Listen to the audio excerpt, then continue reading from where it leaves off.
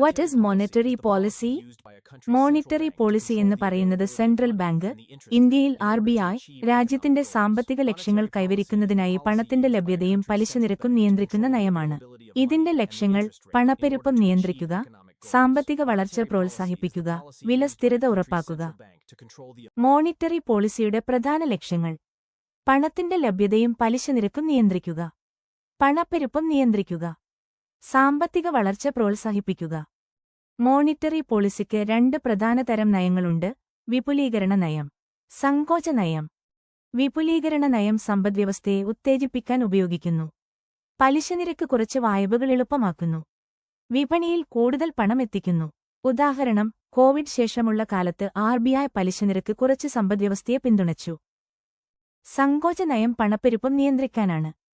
പലിശനിരക്ക് ഉയർത്തുന്നു, വായ്പകൾ ചെലവേറിയതാക്കുന്നു. വിപണിയിലെ പണത്തിന്റെ ഒഴുക്ക് കുറക്കുന്നു. ഉദാഹരണം, അടുത്തിടെ പണപ്പെരുപ്പം ഉയർന്നപ്പോൾ RBI റിപ്പോ നിരക്ക് വർദ്ധിപ്പിച്ചു. വിപുലീകരണവും സങ്കോച നയവും ചേർന്ന് ഒരു രാജ്യത്തിന്റെ സാമ്പത്തിക സ്ഥിരത നിലനിർത്തുന്നതിൽ നിർണായക പങ്ക് വഹിക്കുന്നു. ഇതാണ് മോണിറ്ററി പോളിസിയുടെ അടിസ്ഥാനം.